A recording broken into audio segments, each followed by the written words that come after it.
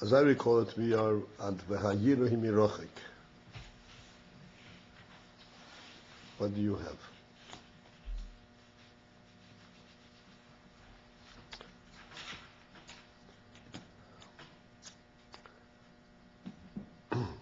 The line begins Tigdal.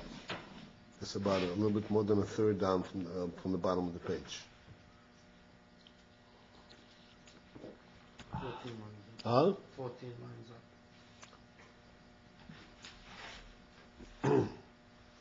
We went a little bit past there, but it's not. Okay.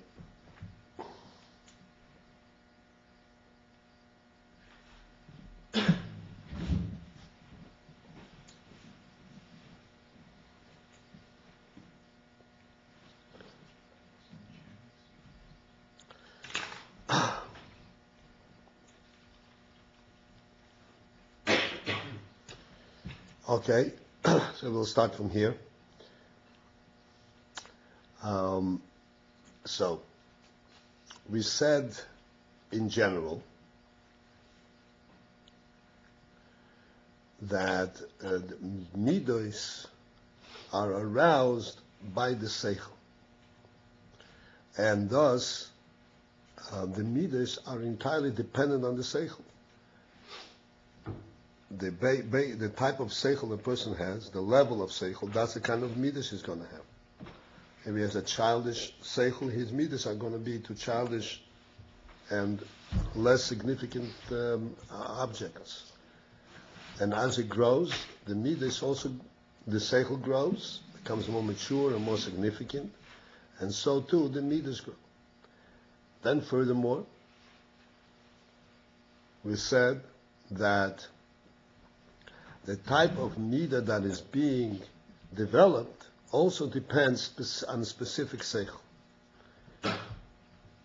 Because midos have their particular unique nature. And the seichel that brings them out is also unique to the particular midah. And as an illustration, we're using Chesed and Gvura and Ahava v'Yira. That the Ahava is Mikorev and Yira is Merochik. What does that mean? Ahava is aroused from a show of kirvas, of closeness. Just like a father and a son, they have ahava because the father shows a tremendous amount of concern, of closeness to the son, and that develops an ahava. And the same thing, Eben Melech. So it's the reason why son love her, because he is making him good things.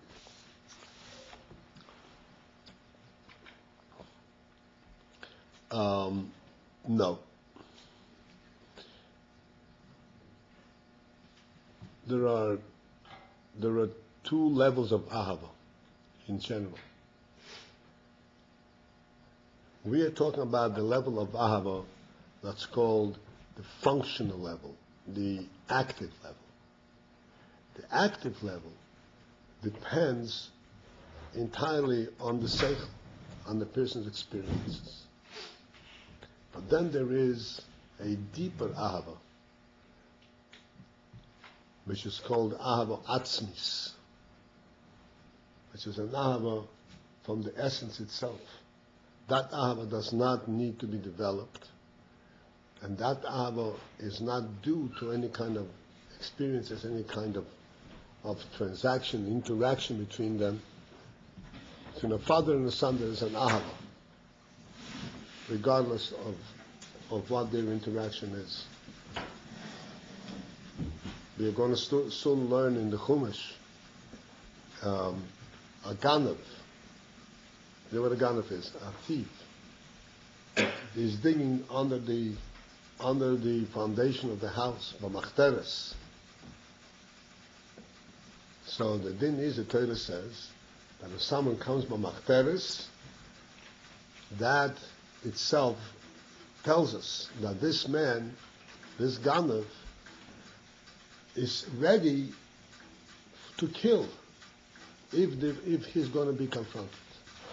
Because he knows that if he comes in somebody's house, they're not going to let him just put in without resistance, and therefore he's prepared to kill.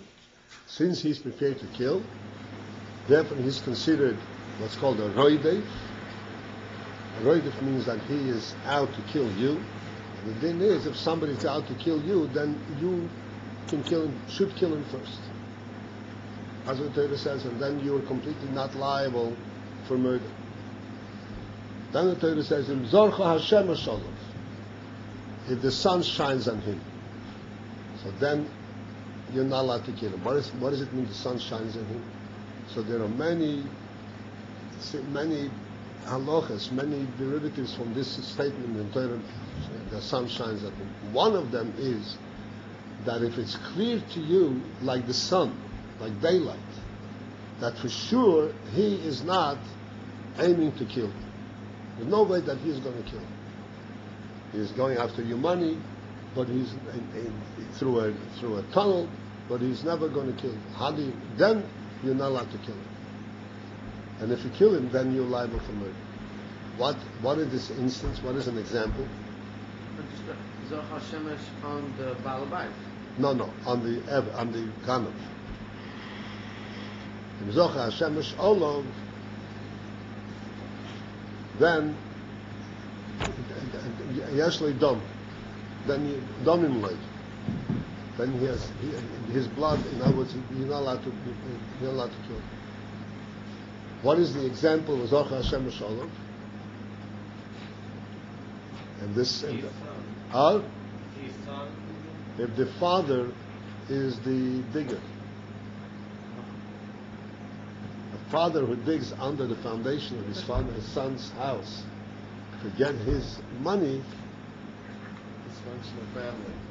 it's a dysfunctional family. But the Torah says that Zorcha Hashem Shalom. It's inconceivable that there is going to be that he is prepared for murder. This is a father and son. Look at their relationship. If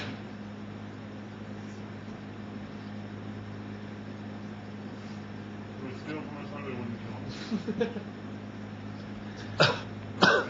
kill him. The son has money. The father is starving. The son wouldn't give him money. He will let him starve. Bringing the father to a point where he has to dig under the tunnel to steal his money.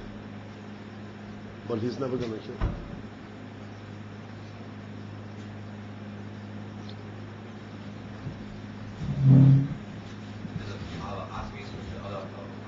This means that the Abba Paltiel. Is it different from father like son, son like father?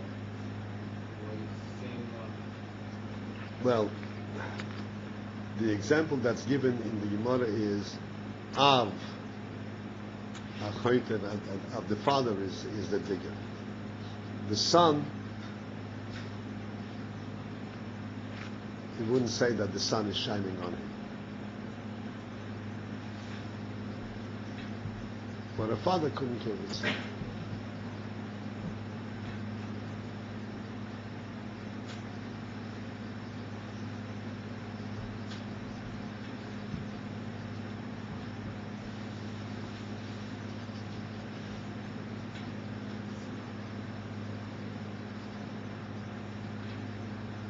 Okay. The hayiro hi meroch. Now you're going to discuss the yiro. Yiro hi meroch is a totally different midah and a totally different nature, aspect that gives birth to the midah, and therefore the seichel that creates the midah is an entirely different seichel. Merochik. It is from a distance. What does it mean it's from a distance? V'hainu, which means Sheteva hayirohu, the nature of yira is she'oise hakivutz u'bitl b'nefesh, that it affects a kibbutz means contraction, and a beetle in the nefesh, in the soul, in the feelings of the person. Sh'oi made merochek davke. He stands from a distance. The yore lo geshes, and he's afraid to approach, to come close. Ahavo is mikorev. Mikorev means that he wants to come close. Out of this feeling of ahavo, he wants to come close and show and experience the closeness between them. Hiro is on the contrary. He is oimed merochik, the yore lo geshes. He is afraid to approach. Now, we have to discuss this a little bit, because yore lo geshes, the fear,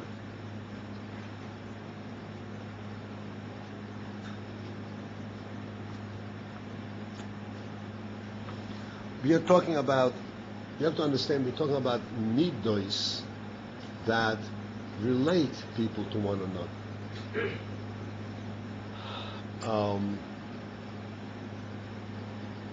Fear. If someone is afraid, say for instance, from being punished, someone is afraid that he is going to be rejected, that's not a midah of yir that we're talking about.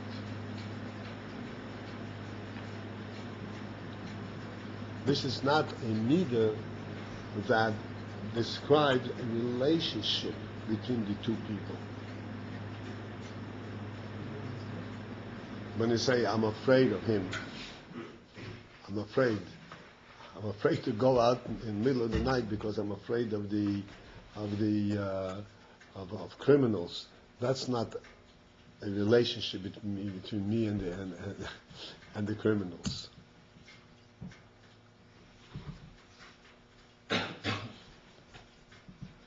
The hero that Yore lo geshes is, as we're going to see in a minute, he's afraid to approach, not because he's scared.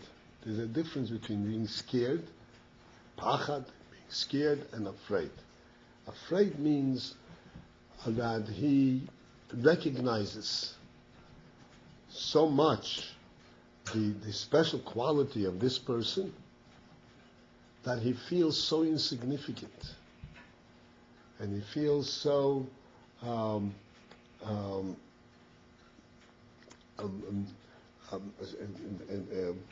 concerned that lest he is not respecting him sufficiently. That's a yira. This is the yira Yoreh Lageshes.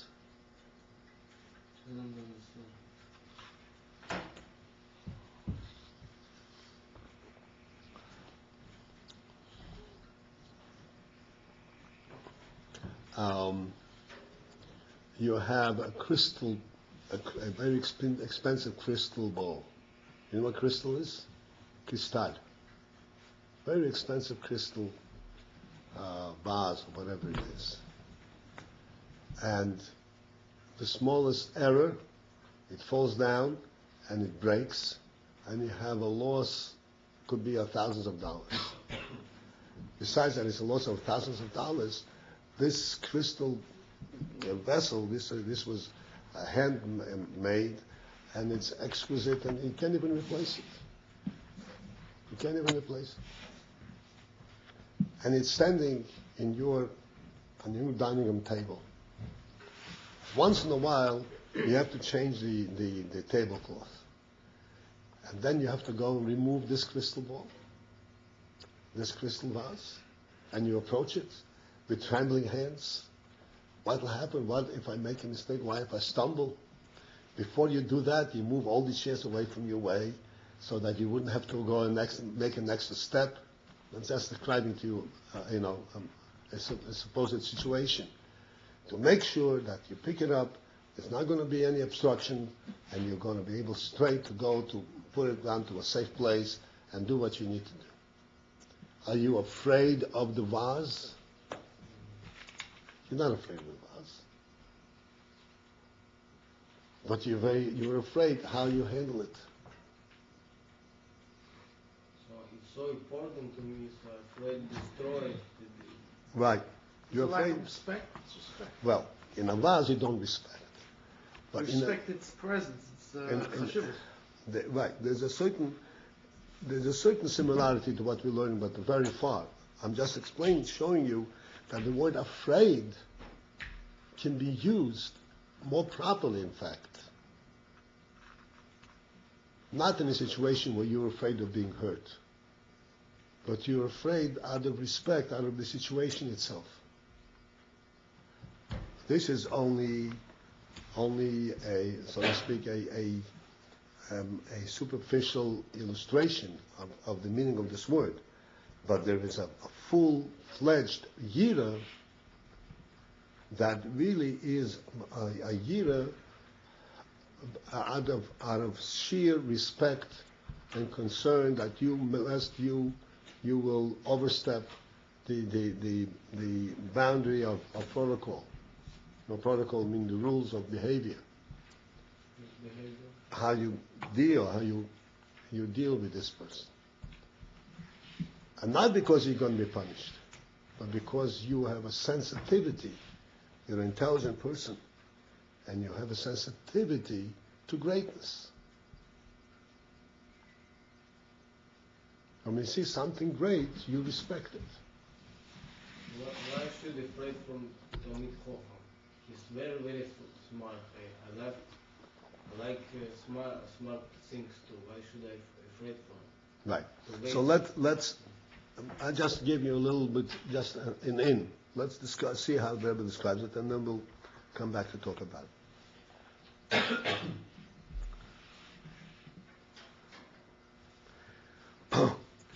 Ubo dafko, and this yira, which is kibbutz ubitul, as he says, it creates a kibbutz, a restraint in the person, that he stands away, and he is yore legeshes, he's afraid to approach.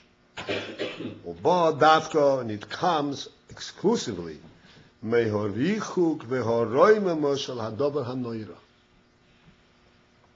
It comes as a result that this dover hanoira, this awesome thing, is distant and merumam, and is supreme and elevated, stands aloof.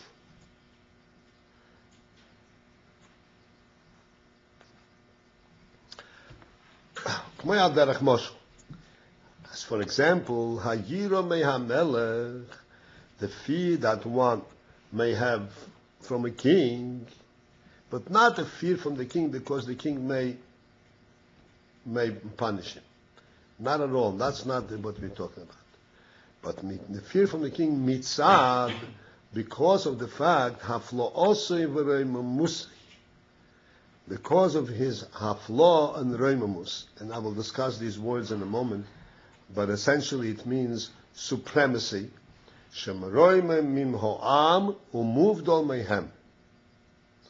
That he is supreme of the people, and he is removed from them.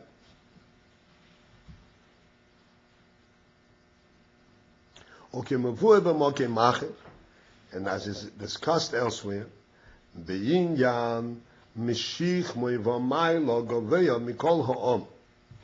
this pasuk, this is a pasuk, is a pasuk describing Shaul HaMelech.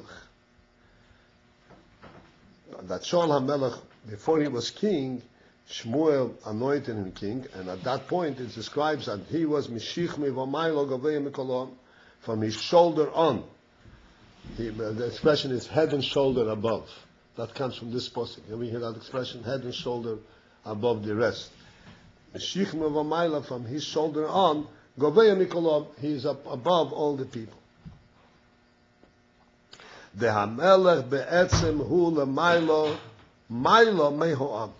Because the king, in essence, is above, lemaylo maylo, way above the people. Okay, so let's discuss this a little bit and understand what it means he's above the people. Paltiel? Yes. Just a side thing. He actually he was like really tall also, right? Like the Gashmias also he was like a head and shoulders above The people. Gashmias also, but that's not what the person I know. I just Yes.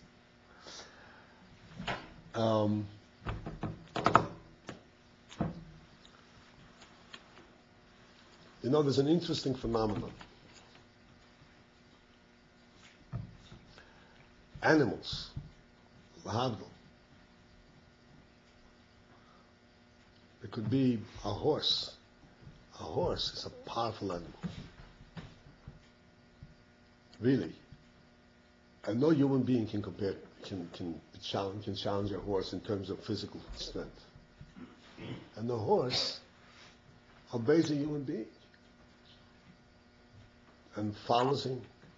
He can pull him in any direction. Even a child can direct any number of horses, and the horses obey him.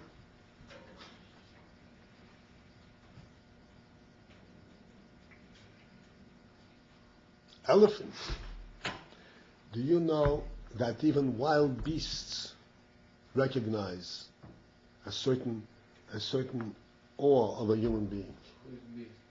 Beasts, animals, but wild beasts like lions and tigers. They will attack a human being, but they recognize this is something different.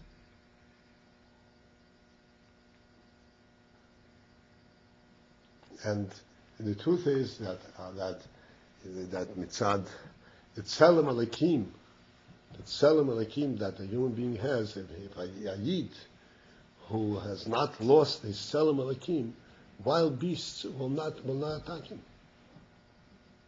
They recognize that this is not of the same caliber. He sees something different.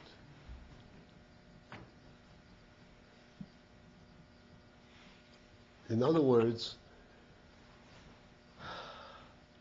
the animal recognizes this instinctively.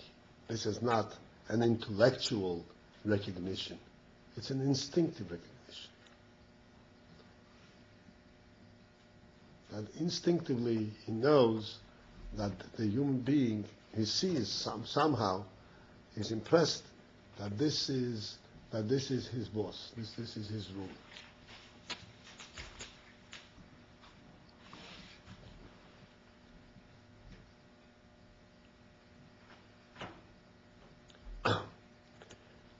That's the animal instinct. By a human being, this is not instinct. A human being doesn't go by instinct. A human being goes by intellectual recognition. His intellect recognizes. And this brings us back to the principle of intellect that I always try to emphasize. We should understand what intellect is. Intellect is not just the means of figuring out any kind of a problem. How much is 2 times 2? Intellect is a certain way, a certain perception how a human being views things and how a human being relates to things.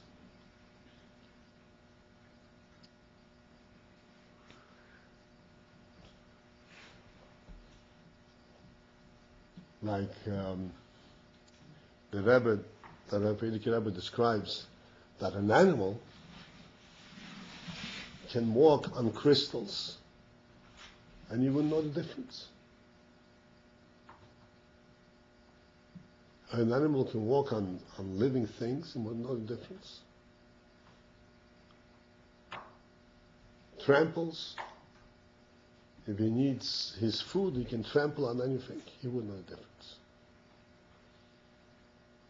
A human being has a sense of value. And the sense of value is not merely how this translates, what I can do with it. He doesn't think what I can do, what benefit I can have from it. He just respects valuable things.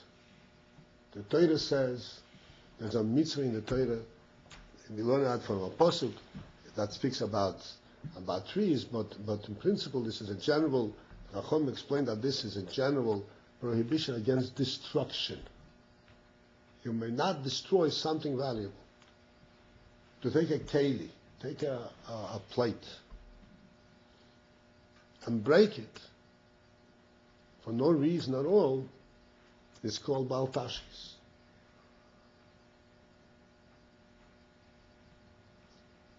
It's called baltashkis. You're not allowed to destroy, because we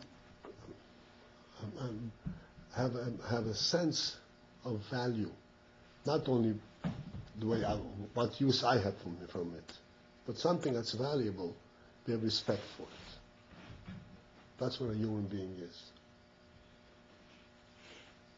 In other words, the intellect raises a human being to a level where he does not merely judge things on the basis of what benefit I can have from it, but he actually lives on a more spiritual plane, normal. Any human being lives on a higher spiritual plane where he doesn't measure things by how much they weigh and how strong they are, how much they cost, but even by their beauty. But you enjoy from the beauty. You appreciate this thing, or because it's beautiful and you enjoy from this, or because you can sell it very. No, that's exactly what I'm saying. That's true. That's true. But that's not the end of it. That's not the end of it. People have storage. People store beautiful things even if they never see, because they appreciate the value of a beautiful thing. And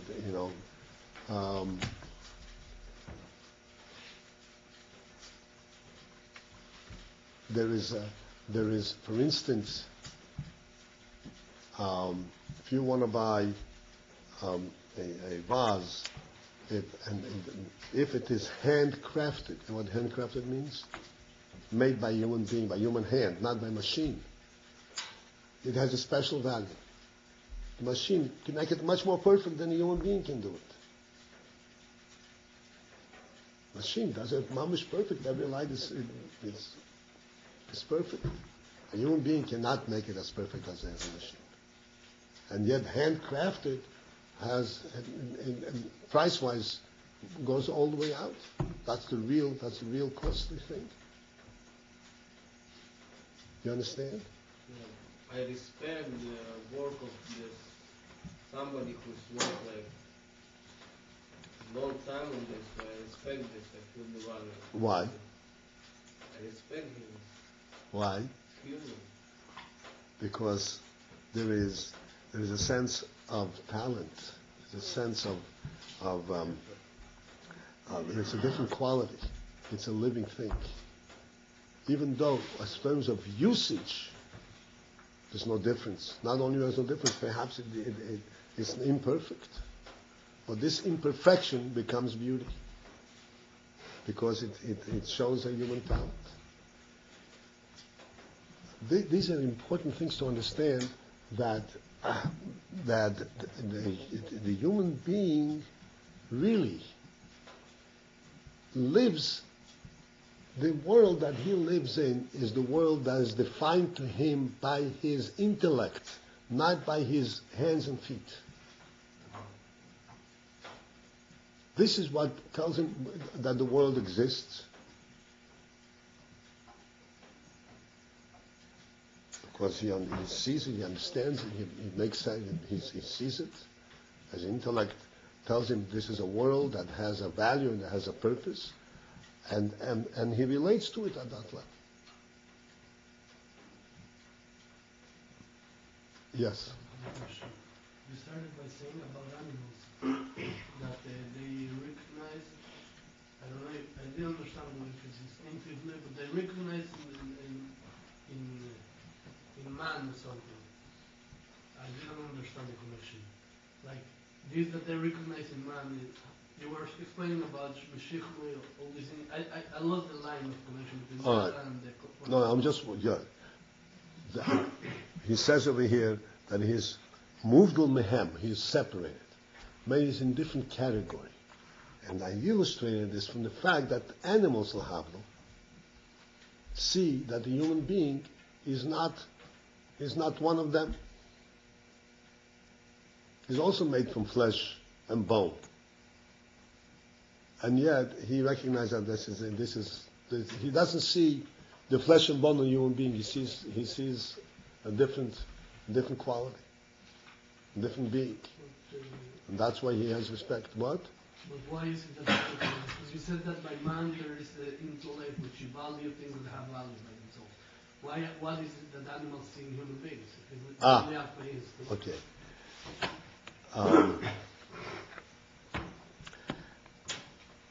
You mean what the instinct is?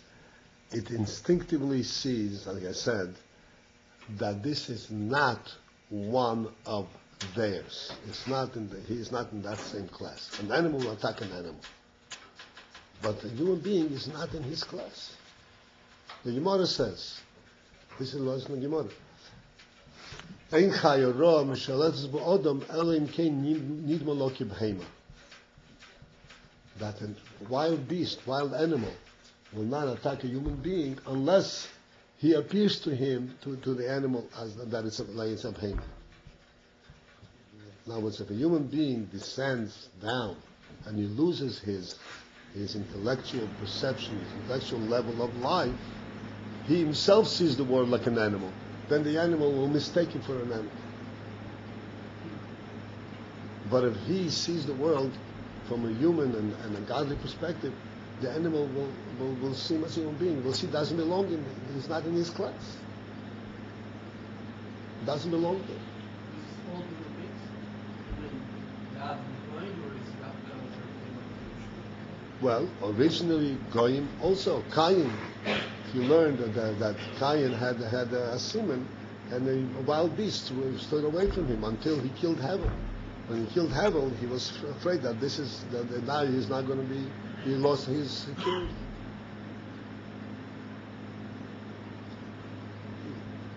He was afraid he was going to get killed by animals? Yeah. One of the things that he was afraid of, as Rashi says.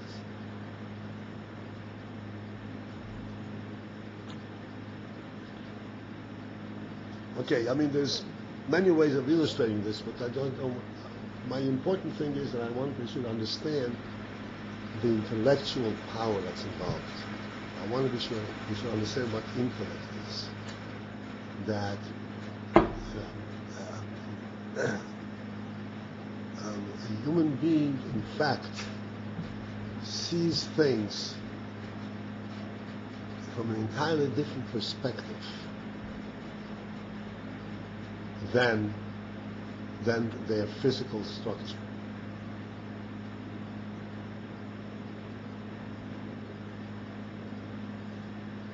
If you saw a child, a brand new book like this, brand new cedar, leather-bound cedar, and you show him the old Baal Shem Tov cedar, handwritten, which one would the child choose?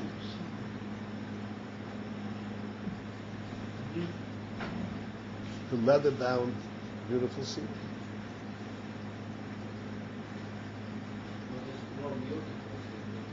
It's more beautiful, it's new, it's Shem Tov cedar. He doesn't have any appreciation.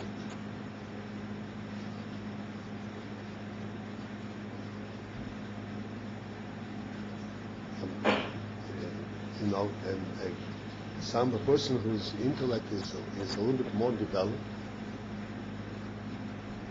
will immediately see that this is much more valuable, even if he doesn't know that this is Baal Shem Tov cedar.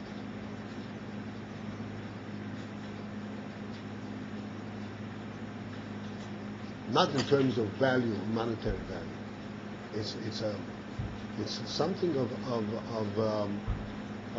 a significance.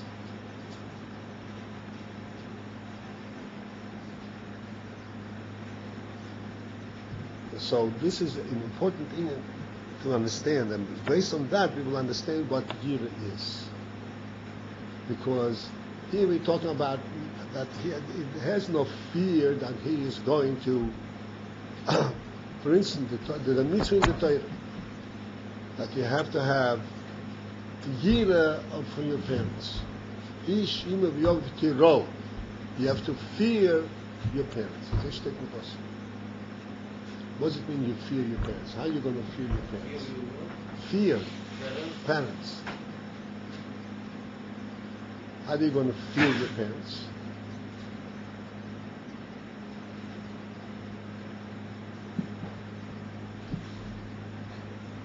What's the fear from the parents?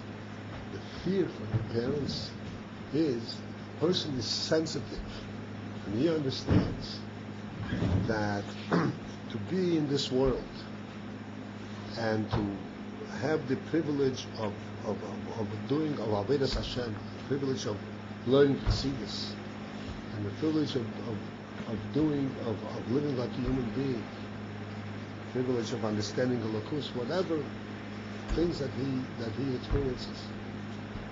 When he will understand that this is a tremendous privilege, and he will recognize that this privilege he has gotten from because of his parents.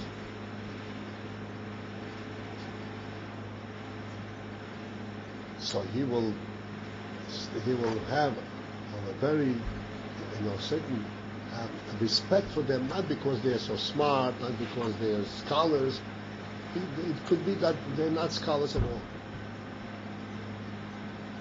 but they are his parents, which means that they are the ones that gave him this, that were instrumental in bringing him into the world. They preceded him in the world. They preceded him not just historically, but in terms of his own presence in the world, is a representative of their activity. So he has to stand in awe.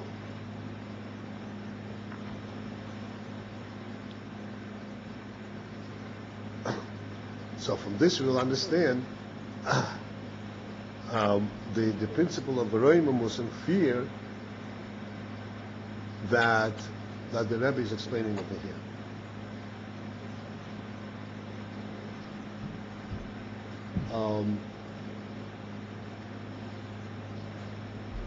I mentioned the parent. The Rebbe talks about the Melech, but I want to expand on that a little bit and then bring it back to the Melech. We understand that from that we understand to the Melech.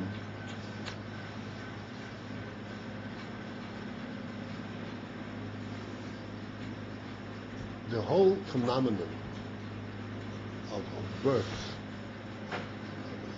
is a miraculous phenomenon. Human beings cannot understand what it is. I mean, it's happening all the time. But really, it's such a supreme, godly phenomenon. There's no way we can really, with our seichel, understand what it is. We can become so used to it and become so immune to its miracle that it loses significance. But if we are alert intellectually,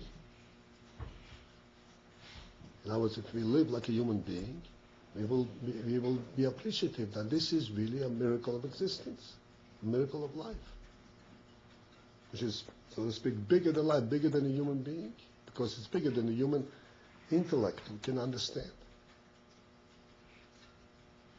And here are the parents.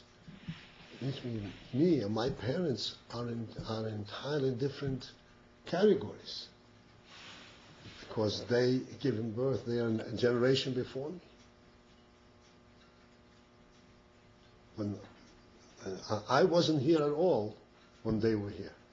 I didn't exist. and here I came into being. So there's a certain sense of, oh, this is the real thing, I'm just a come lately. This is the real world that preceded me. They're in a different category. So this is on a minor level, but it still gives us the sense that we recognize that the parents are in a different plane, in a different category than we are. So now we translate this inyan to a melech. A melech, a king, he says that he is merumam umuvdo mehem. Merumam, superior and supreme and separated from the Am, means that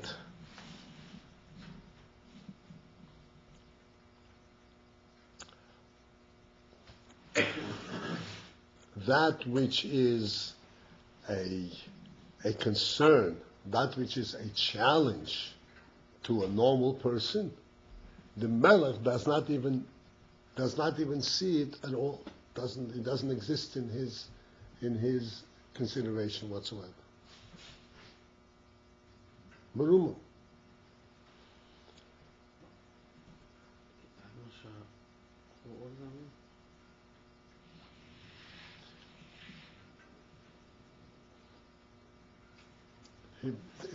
mean? The concerns of the ordinary people, even of the scholarly people, ordinary, all people, relative to the Melech, are child's play. His life. To his concern, where his mind is, where his concern is. On the scale. On the scale, it's not on the same scale. It's off the table.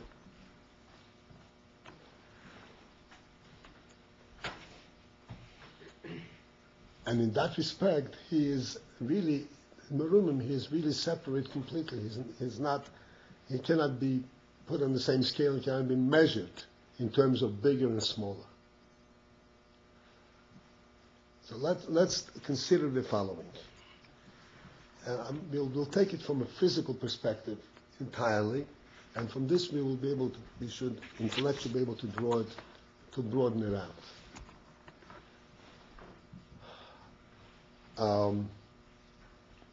Let's say someone who is extremely wealthy, a multi-billionaire. You may not realize what a multi-billionaire means. Multi-billionaire means that he really has unlimited resources. Really. Someone once described and wanted to illustrate what $1 billion is. So he says, if someone were to take $1 million and put $1 million in that, and then go and spend $1,000 a day. $1,000 a day takes a lot of effort to spend $1,000 a day. It's not easy.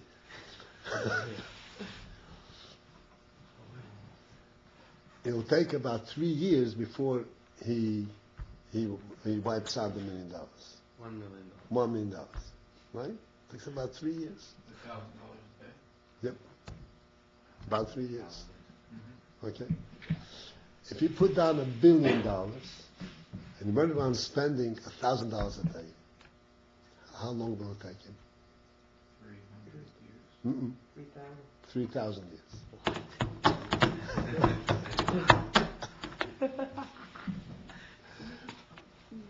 Oh my gosh.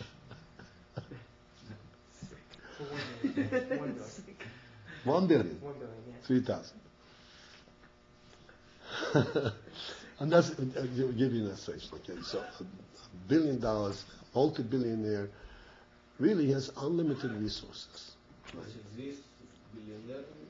What? Somebody have $1 billion? Yeah, sure. Yeah. Yeah, not many, but sure.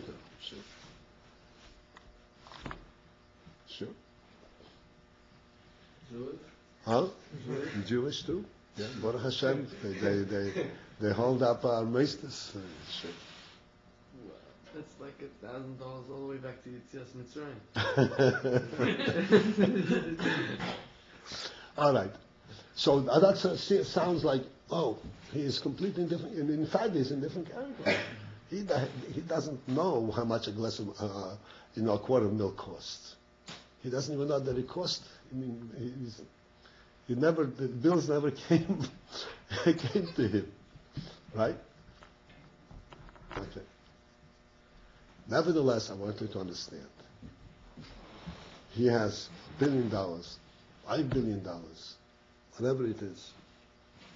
$10 billion, I don't know what the richest man in the world has. And Gates, I don't know what it is. Okay?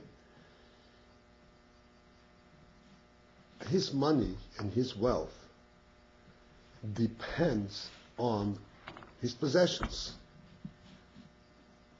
His possessions, he has a business, he has real estate,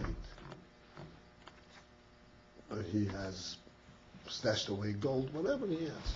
Okay?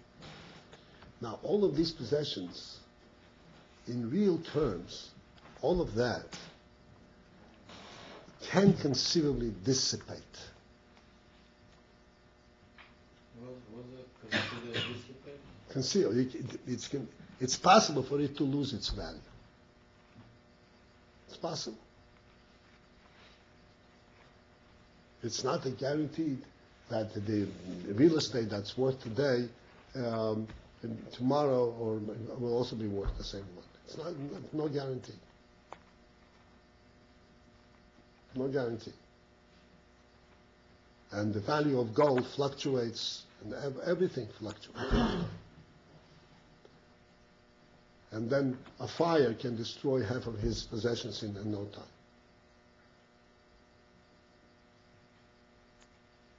This is in fact what happened to Iyov. You heard of Iyov, right? Iyov. He was an extremely wealthy man, the wealthiest in his area. And then, in a matter of a few days, everything was wiped off. Okay.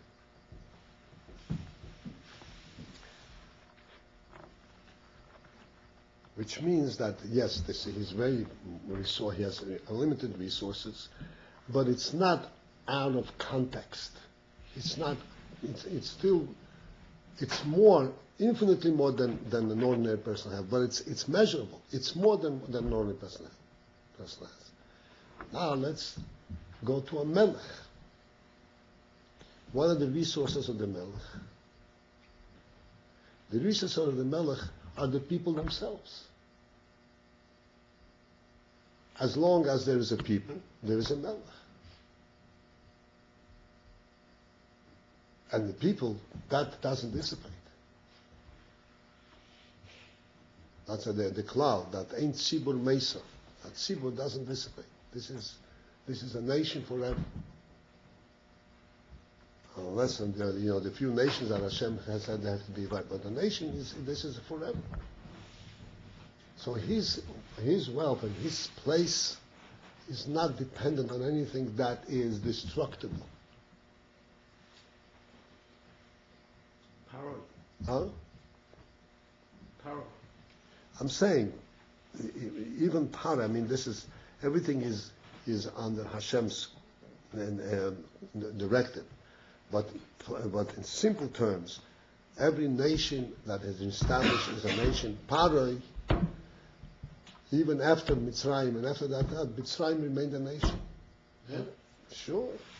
After they died, huh? No. Para went back. Mitzrayim is a nation to today. And it's the same nation? It's not the same nation, but it's it's not the same nation not because of what happened then. It's not the same nation because Sancherib, there was a Melech Ashur. Sancherib, that he mixed the whole world up. He drove people around from one end of the world to the other. So we don't know which peoples are what. He did a dafka? He did it after. That was his thing. Was Sancherib Bilbul Israel. He wanted everyone to lose their identity. But I'm saying, okay, I'm not speaking in terms of indefinite, and everything is run by the neighbors. The only thing that's eternal is the Jewish people. That's the real truth. But in the concept, a nation means that doesn't dissipate. That doesn't dissipate. So the Melech's wealth is not dependent on anything that's disposable, that's dispensable, that can end. This is something which is in the people themselves. So he is in a completely different category, even against, comparison to someone who is independently wealthy.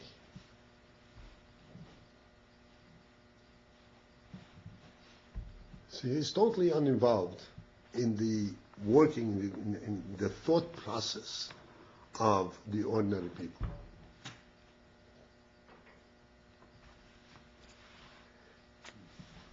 So this is a physical, a Gashmistic illustration.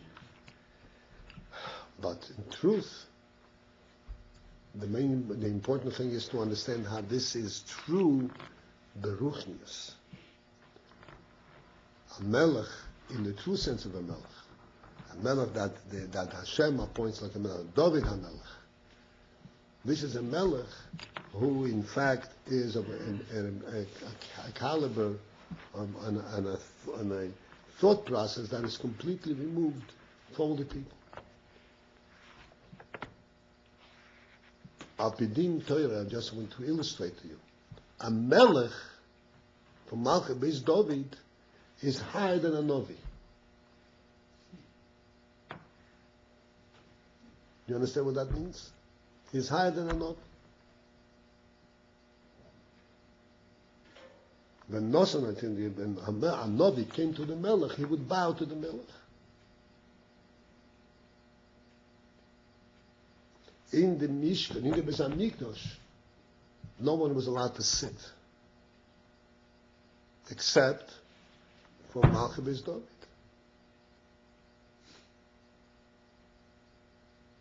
They're completely in different categories. So a person who has got intellectual sensitivity, who values things not because how much they weigh and how they taste, but based on his intellectual perception, what he's looking at. When he sees a melech, he stands in awe. Not because he's afraid of the melech, because he sees this is not a human being. Of his perception what a human being is. This is not his golf partner. It's a different type of human being.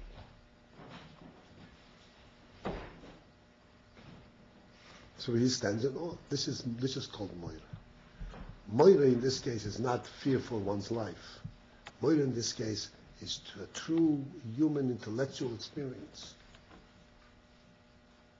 And from this recognition intellectually, he gets a mido. He actually feels in his heart a fear, an awe. He's afraid to approach. Come close.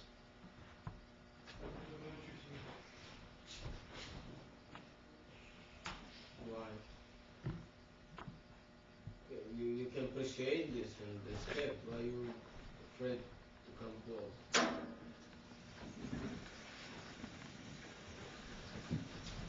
Because coming close means that you are in the same world. So let's understand this.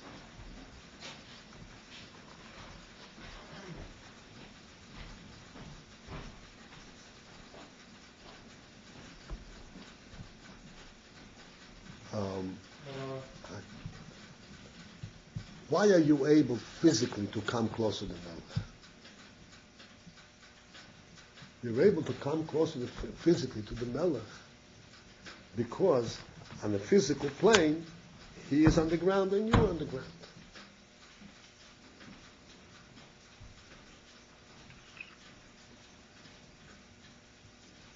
So, if you approach the Melech on that basis, you are saying that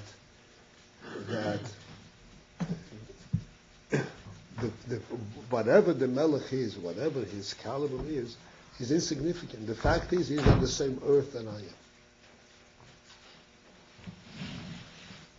am. And so, when you say that he is on the same earth as I am, what you are saying is that it makes no difference how great he is. The important thing is what earth, what ground does he live on.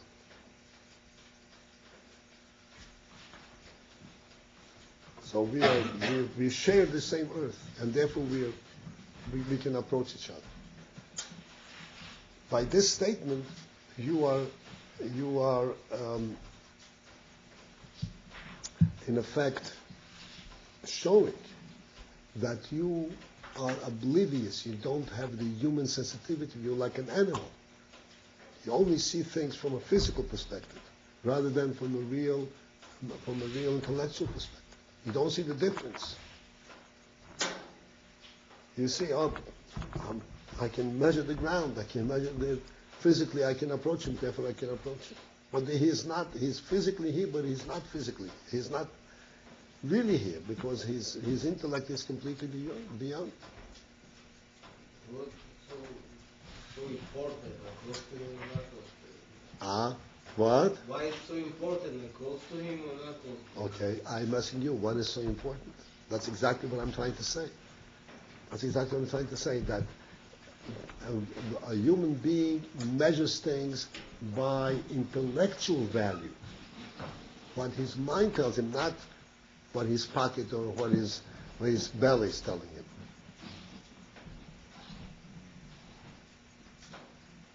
From that perspective, it's very important.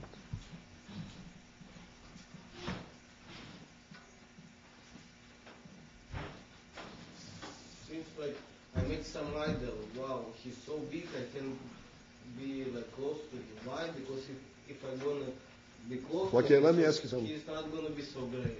So No, because not great. Then you are losing.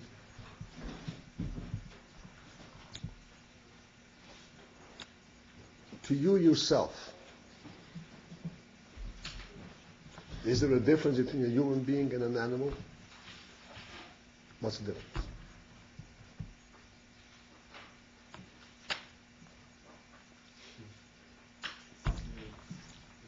Not same level. Okay, that's the difference. They're Eat, both made from flesh and blood. They only eat and sleep. We're smarter. They're smarter. We have seichel. They don't. Okay, one second. So you're saying because he has seichel, that puts him in a different category, right? Because he has seichel. So I'm not going to argue. I'm not going to pursue this question. But this is obvious to you. So what if I told you, and you recognize that your seichel compared to the melech seichel is not seichel? Not seichel at all. There's a greater distance between you and the melech in terms of seichel than between you and the animal.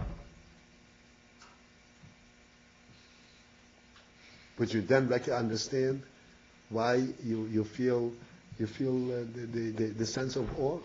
I feel I don't have connection to the Lord, like who I am and who he is. Like. So because I don't have connection with him, I don't want to become close to him. Because what I'm going to do with him? No. Okay. Right. So for this reason, so you say no. As a human being, you say no. That's not the way. That's not the way I want it. I want to have a connection to him because I want to have the benefit of his hashpah. I don't want him. Okay, I don't know who you are. Gave isn't there? No. Just like in any situation, if you know somebody who is a very great scholar, you want to learn from him, but you don't want to lose sight of who he is and who you are.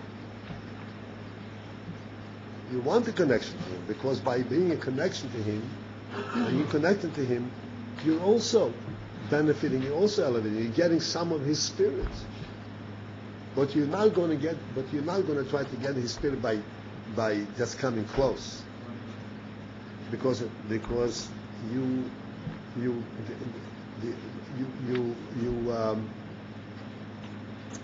you're awe-stricken. You just like a Havlan animal is not going to try to come close to a person and say, okay, I want to sit by the table too. Maybe he's afraid from the people. So I want to come to you back. What is the difference between a human being and an animal?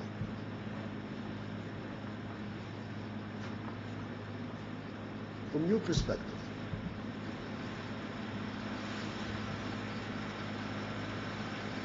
If you understand there is a difference between a human being and an animal, and when you, for instance, when you see an animal being shechted, you say, oh, no. God forbid you see a person being killed, you tremble. Right? Why?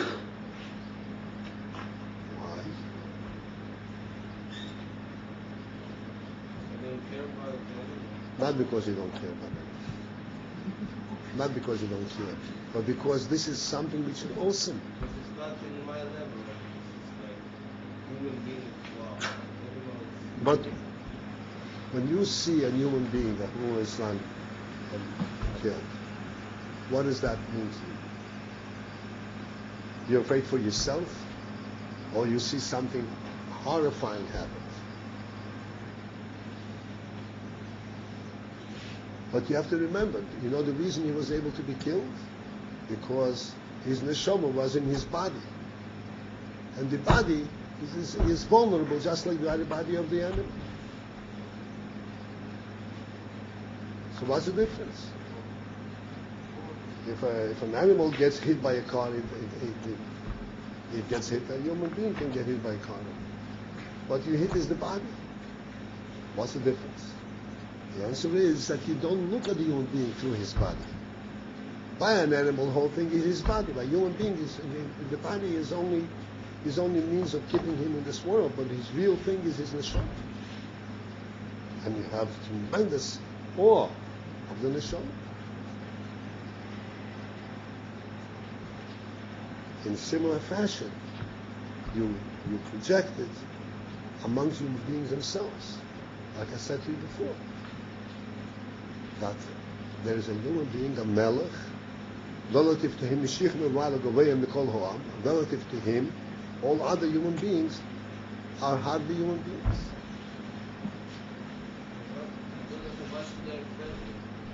He's great, I respect him. He's my melech. I want to have a sport from him, but I don't want to support him. Why? You realize he's so great, not in your level, but you don't want because he's so melech. I understand I'm by myself, I'm only afraid. I don't understand why. Okay, but you understand that you will be afraid. Yeah. Okay. I thought you didn't have a sense that you would be afraid. Okay, and now that you do have a sense that you'll be afraid, so I want to tell you that this sense that you have been afraid is an intellectual sense. When you're asking the reason why, you're not asking it from an intellectual perspective. You're asking it from a worldly perspective. In fact, you're asking it from an animal perspective. And an animal doesn't have that same understanding. That's exactly the point. I'm glad you finally broke through. Now, what you do have the sense, that's the human being. And you don't need a why. Because a human being is seichel. That's the sensitivity of seichel. That's like, why is a crystal vase so important to you? You can't eat it. A piece of bread is much more valuable than a crystal vase.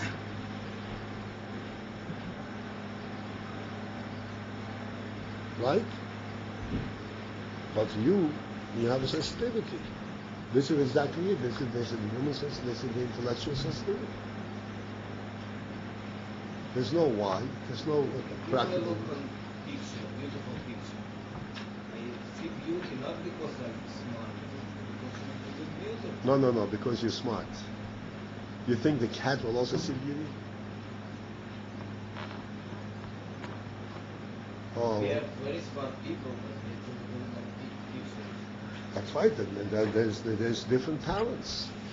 No, smart, I don't mean smart. That's what I explained to you before. We're not talking about smarts, mathematical smarts. We're talking about the human intellect, intellectual sense of value. It's very important to understand what we mean by intellect. A human being knows Hashem not because he figured it out, but because he directly knows. This is the world he lives in. He cannot live in a different world. Can't live in a different world. What brings a person to do tshuva? He was convinced, he was told the whole time, live like an animal. There is nothing wrong with living like an animal. And he said, I can't live like an animal. Why? Tell me why. You're hungry? You're thirsty? Why can't you live like an animal? Not enough. What's not enough? Something, there's no reason for that. I can't explain it on an animalistic level, the reason. Because I am a human being. That's why I can't. Because I am a human being, that's why I respect and I stand in awe of something very great. Because I am a human being. That's exactly the point which I wanted you to understand.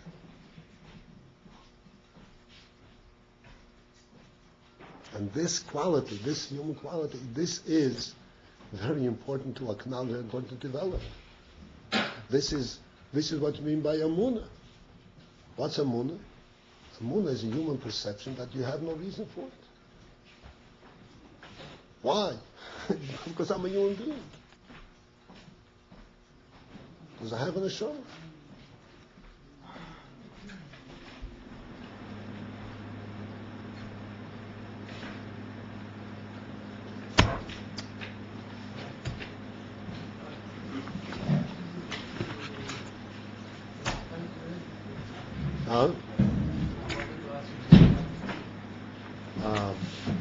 I have something important to discuss with this gentleman.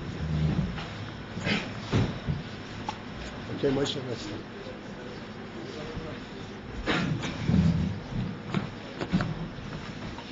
Want to cut off this? Okay, you follow?